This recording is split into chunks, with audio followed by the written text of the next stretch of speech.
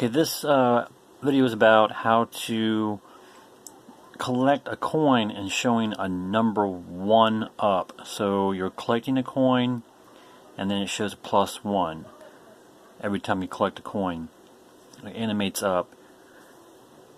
Also, I'm going to talk about how to do checkpoints again. This may be a little better checkpoint than what I did in previous videos. I'll explain that. So let's begin here. I'll show you the demo. Alright, so now I've already talked about how to put the score up there, but see, the character is going to jump up and grab one. Watch the animation happen right here. See, it says +1, and then it animates and goes away. +1, +1, +1. You gain 5, and then it shows the animation of +1 every time he collects a coin. I'll show you how to do that. And then checkpoints. Once you hit this checkpoint, it will turn to a different color. And when you fall, he goes back to the same spot he was originally, where he fell at. He's back there again. Alright, so let me show you how I did that. It's blue here. I'm not sure if you can see that on the camera. It looks like it's white, but it's blue. He hit the yellow square and it changed blue once you hit it. Alright, so the first thing I'll talk about is the animation for the coin. So in the coin, it's just set to visible, and in the coin, in the edit sprint, I have a bunch of animation happening where it's animating a different shade of color. It's white in this area right here, and then it's a little brighter yellow here. It's blinking, that's all it's pretty much doing there. And then in the modify mask, I have it set to circle, precise, hit. So in the character itself, you're going to go to coin, and in here you set to go to the score tab, bring over a set score. So it's going to say he's going to gain 1 point, and check it, make sure it's relative, and then it's going to destroy other. Make sure the coins when you destroy other, because you don't want to have it set to self, otherwise it'll destroy all the coins. Once you collect 1 coin, the other coins that are up there that you haven't collected will be destroyed, so make sure it's set to other. And then you're going to go into, this is the magic right here for the animation to happen to show the number 1. Go to main, 1 tab, drag over a crate instance, and then select 1 up, and then make sure it's checked relative, because that's going to keep it in the location where you collected at. In the 1 up, it's an animation, and it animates this +1.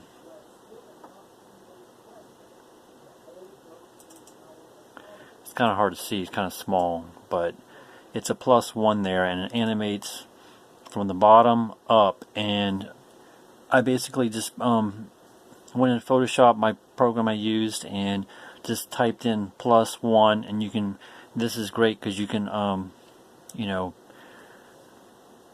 customize the +1 or +2, whatever, how many coins you want to collect. If you collect 1 coin and you want to make it +3, you can animate it to say +3, and then it'll show in the score +3, or say 3, and then the animation will happen, will say +3. So in this count, I only have the coin worth 1 point each time you collect one. So I brought in one image of +1, and then I went to the animation here, and then I went to raise, and I went to, I believe I clicked on bottom and just adjusted the frames. So GameMaker has some animations in the program where you can use one image and then you can do a little animation within GameMaker.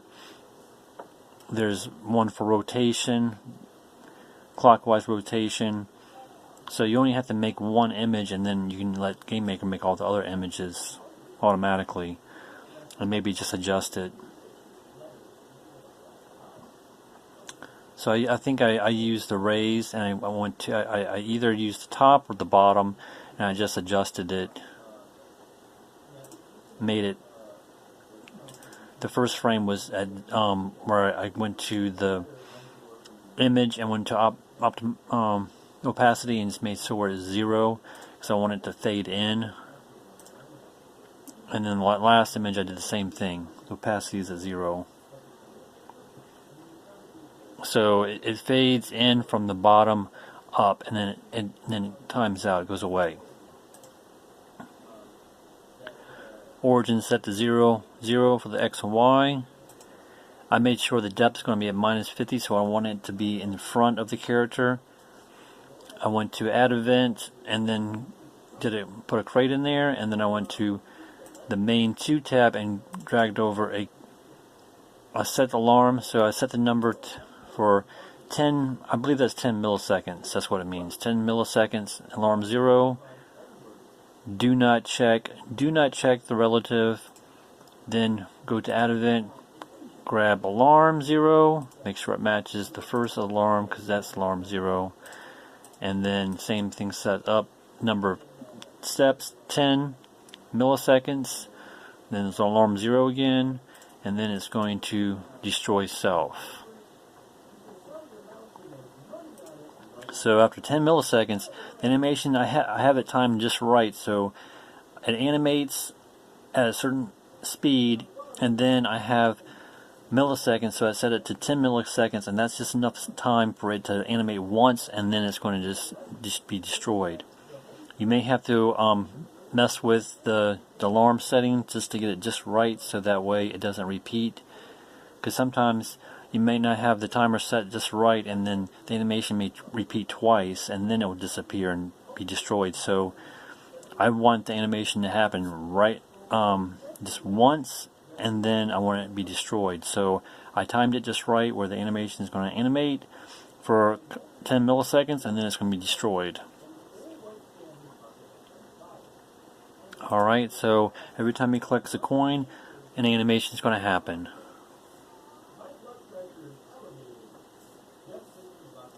Alright, and that's how that works. Now I'm going to talk about the checkpoint. Alright, the checkpoint's called Start If Die. So when the character hits the Start If Die block, it's going to change to a color blue. And then when you fall on this pink square, this pink block, he's going to jump back to that position. So this position, this start block, this the flag, basically the checkpoint,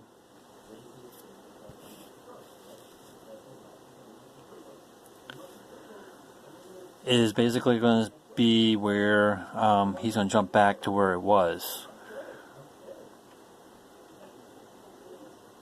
So when he falls in this pink, the pink is not visible. When he falls in the pink, which is called Die Next, it's going to, I went over to the move tab, dragged over a jump to position, and I put in the X coordinate and the Y coordinate, which is 320 by 320. That's the location where that block's at. That yellow block, which is going to be the where he's going to jump back at when he dies, is going to be at 320 by 320. The X at 320, the Y is at 320. If I move the block here, then it's going to be a different coordinate. So every time he falls in this pink square down here, he's going to jump back to that coordinate, which is 320 by 320. So that's how I do my checkpoint. And if you want to do another checkpoint somewhere else in the game, you would have to. I would say you have to create a new checkpoint, which is going to be a new origin, the X and Y coordinate, as well as a new die next, die last square. You would have to make a new unique die next square for him to jump to a new location. Otherwise, he's going to keep jumping back to the same location if you use the same die next square. So if he moves over here and you die, you're going to go back to the same spot. So if you want to go into a different location, you got to make a new die square with a new coordinate for the next checkpoint. So you would have another yellow square with a different origin coordinate, which would be, for example, 500 X, Y is going to be 510 or whatever. Then you're going to, so you got, when you die, those coordinates are going to be jump back to that checkpoint.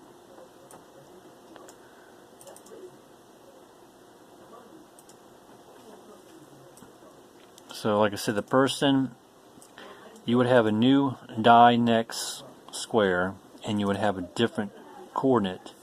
The X and Y coordinate would match the next checkpoint. So you have a new checkpoint square box, and you would have a new die next box. So when you land on the next die next box, I would say die last, die, whatever you want to call it. Just make sure you can distinguish two different locations. So if he dies somewhere else, then you give a new coordinate of the next checkpoint box that you created. That's how you would do it. So essentially, you would not end the game. You would not end the game unless you press the back key button or press the escape button. So back key would be for your Android device, and then the escape button or whatever you want to use for exiting the game. So you would continue playing the game. You just be in a different location every time you die if you have a different checkpoint. And if you cross the checkpoint and you die, then you would jump to that location again. So that's how you would do checkpoints.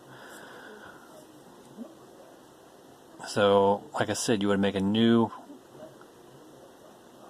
die box and a new checkpoint box, and that new die next box would match the new coordinates, the origin coordinates, Y, the X and Y, with the new checkpoint that you created for a different location. You have to do that every time you make a new checkpoint.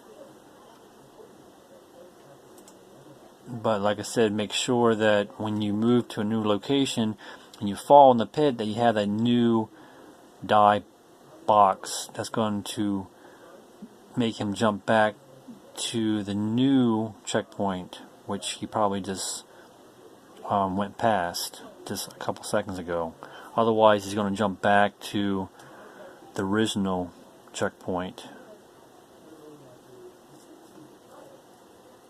You're going to have the same die next square. So if that makes sense, like I said, just repeat the process over and over again to make new checkpoints. Just make sure you have a different unique die square box and a different unique checkpoint box, and make sure that the next unique die box matches the coordinates of the new checkpoint box that you created for a different location, and you'll be okay. And I think that's it. That's all I'm going to talk about in this video. I could talk about one other thing, which would be really something really quick. I'm going to go ahead and get rid of this checkpoint and get rid of these pink boxes down here, because what's going to happen is I'm going to have the white box fall down here, and then he's going to come right back So in this situation, I'm going to go to Add Event and click on Other, and then go to Outside Room, and then I'm going to go to the main. Let's see, go to the Move tab and bring over a this arrow thing. This is Wrap Screen. So the direction I want it to go in will be vertical, or I'll do both. I'll show you what I'm talking about here. So I'm going to have him drop right here where there's no pink square outside the room of the background. So once he falls outside the room here, he's going to jump back somewhere else in the game.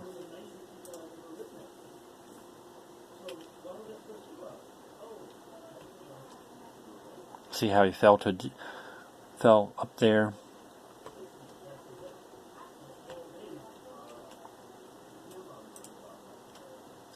And if I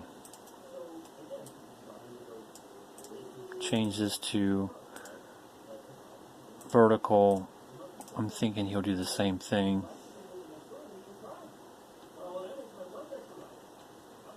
Yeah, he goes pretty much the same spot. So that thing I selected, that wrap screen selection, doesn't really do much.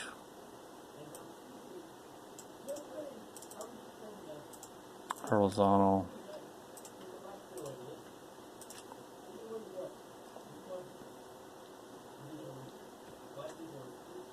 Okay, so I wouldn't do the horizontal thing. The horizontal one doesn't work right. So I would just stick with the vertical, or do in both directions. So like I said, you could remove all the pink here, which is the first die hit state, which represents where you're going to go back with the checkpoint. And like I said, he would jump somewhere else in the game. Now watch, he goes, I'll go over here, and he falls right there. Goes right here, and he falls there. So that's another way of repeating without completely ending the game, where you could jump somewhere else in the game.